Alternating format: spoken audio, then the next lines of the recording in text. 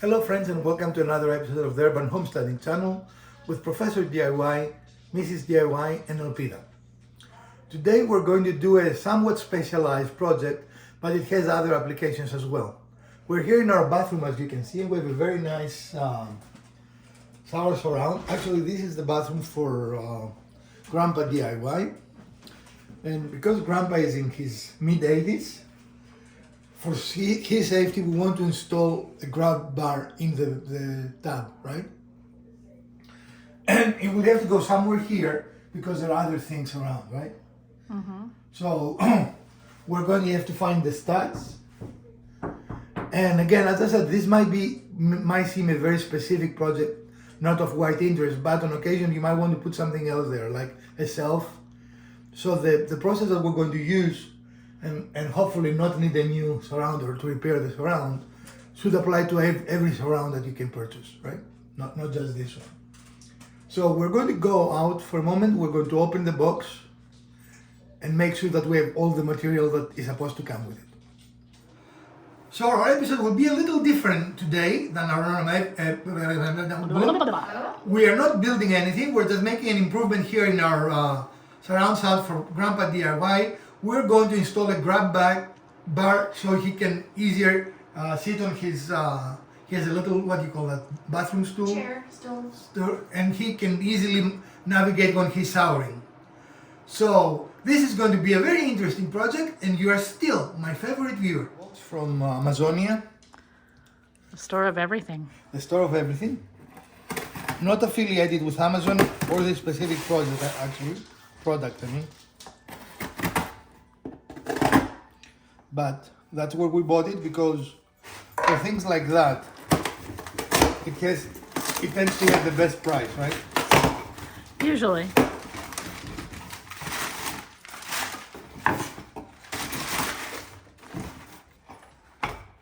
A box within a box within a box. There's another box here, that's a joke, right? Yeah. And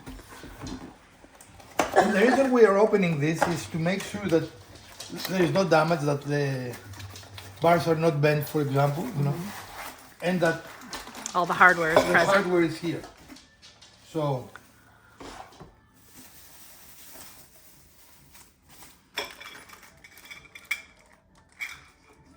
I cannot figure out how this is. The other reason is to figure out how things work, right? Okay. All right.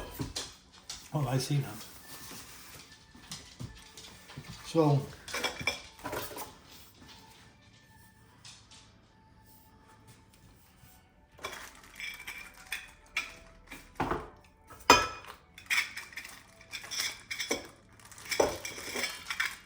I know, riveting, isn't it? Make sure that everything has arrived and that you know how the different parts go together for a very smooth installation. Alright, somehow I have to remove these two pieces because So you put a backer plate on to hold it in place, and then there's another plate that goes over it with the bar, correct? There it is, yeah. Okay, so that's the backer plate that goes on. That's the connector to the shower insert. Mm-hmm. And then this round This just hides it, so it is a finish. Right, but that's where the bar fits as well. Yeah, And then is there a way to actually attach the bar to that so it doesn't come off? yeah, there. Ah, okay. So one of those screws here has to be there. I can see that too. Okay. There is a large bolt that attaches this to this. Okay. And I would say let's leave it out. As you can see, this is a triangle shape, so you can definitely put two of them on the stud, guaranteed, right? Mm-hmm. The third one, you might have to go on an angle. Unless you're right on the edge of the stud, and I don't know how we can do that. Because we're going to be in the middle, right?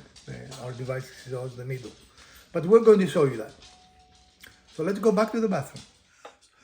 So the first step is get into your shower. Make sure that it is not wet, right? Make sure it is fully dried. And do not turn the shower on. Right, Mrs. DIY? Definitely don't turn it on, especially while you're standing fully clothed inside it. So our next step is to find studs. If you want to give Elpida the painter's tape, so she can cut a piece when you're ready so you can put it in the correct spot. Alright, so we're going to use a stud finder.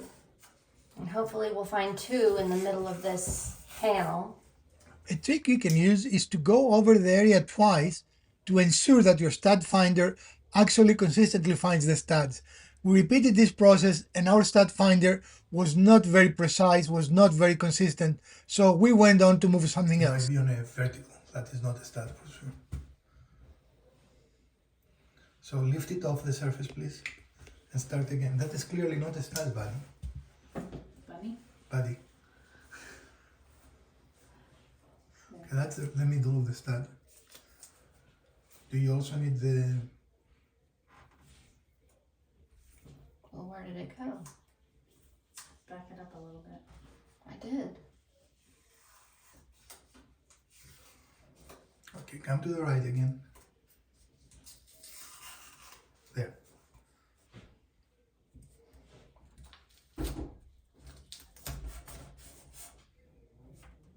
So unfortunately, finding a stud behind the fiberglass around is a very, very difficult process, and neither our wallabot worked nor our stud finder, right? We are looking at studs on the drywall and we could find them there, of course, but again, this is a very frustrating process, which is why we did not show you a lot of this, because we were frustrated. There was a lot of trial and error, and we made over 4 holes that we had to cover, and we're going to show you how in a moment. So this is going to be very frustrating and difficult. If you can afford it, I would recommend hire someone to do it, unless you're a very patient person. But we attached it, and in order for us to be a little more secure, we actually put epoxy as well behind it. It's a 2,000 pound epoxy, Mrs. DIY? Yes. So that ought to be, the epoxy is not cured yet, so I don't want to disturb it, right? The next step is the process of looking for studs. We made a few holes. So our next step will be to patch those holes. So we use JB Well because I like the company, and we use Marine Well because this is a wet environment, just to be super safe. And it said it was compatible with the fiberglass, which Yes. is what this is. And it is 2,350 psi, which we suppose is not a weak bond for a 150 pound person, you know, which is grandpa DIY, so it should be able to support that. And purchased with your own money. Yeah, we're not... not sponsored or anything. Usually if we're sponsored, we're going to tell you. So usually, unless we tell you otherwise, we're not sponsored by anyone, ever. And just to call out, we were able to find studs up here in the drywall, but aligning those with what we were finding down here in the fiberglass, it just didn't align at all. Everywhere where it was supposed to be, we weren't finding them. And could be many reasons. This is not exactly touching the studs. The studs could be a little warped. I mean, there can be a million reasons why we weren't finding studs, but the end result is we were not finding studs, right? Right. So you found a way to make it work. We hope. So Yep. there are 3 screws per end that attach it to your shower and your wall. And then to beautify it, there is a cap that goes over these areas, and it just slides in, right? Yeah. And it's a snug fit.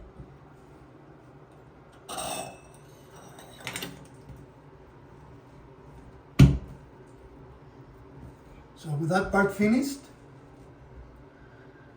we will take care of the holes. So since our surround is white, we're using white silicone. We're waiting for silicone to come out in the surface. And then you can just barely see the hole there. And we're going to fill the hole with the silicone, and that is to protect any water, even though it was highly unlikely that water will ingress there, but we want to be 100% sure that no water will get there, right? Mm-hmm. So you just put the silicone in the hole. All right? And then there's just 2 more while we were trying to find the studs that are down below.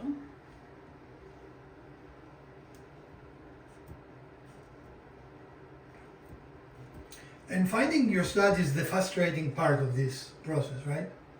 Very.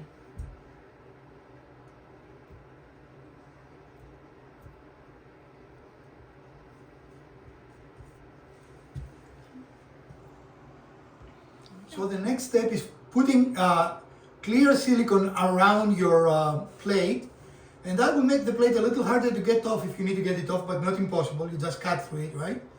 And you do not want to put silicone all around. You want the bottom to be free of silicone. So if you have any water that gets in, it has a place to get out, right? Yep. So the two types of silicone help complete your project.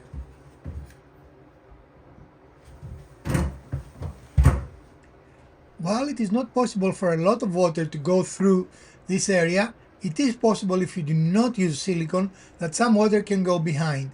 In general, that shouldn't be a very big problem because there is no drywall behind it, but it could potentially rot your wood if the shower is used daily and a lot of water goes through. Again, not a very likely scenario, but we prefer to guard against those potentialities rather than leave them to just chance. It is up to you if you want to take this extra step or not. You can use your finger to make it even or not.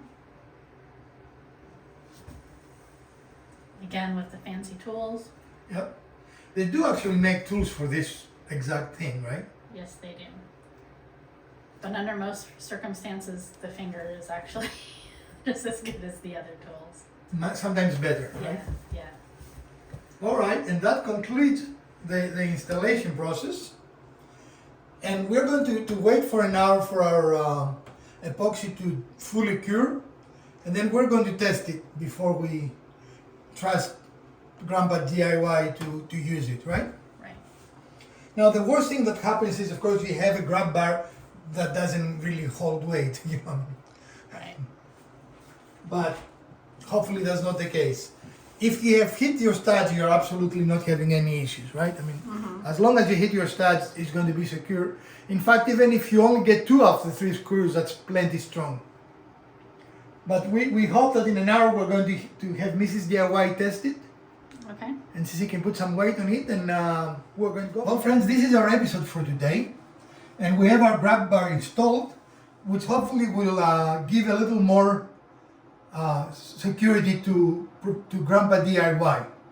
Again, we're going to test it before we release it as done, but I do not expect any difficulties, any problems with this.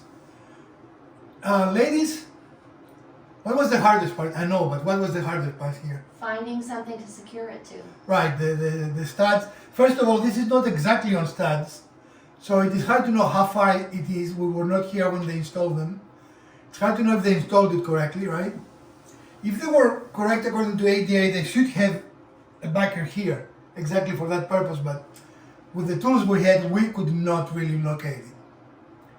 We did test the grab bar because we did not want it to fail the first time Grandpa DIY tried to use it.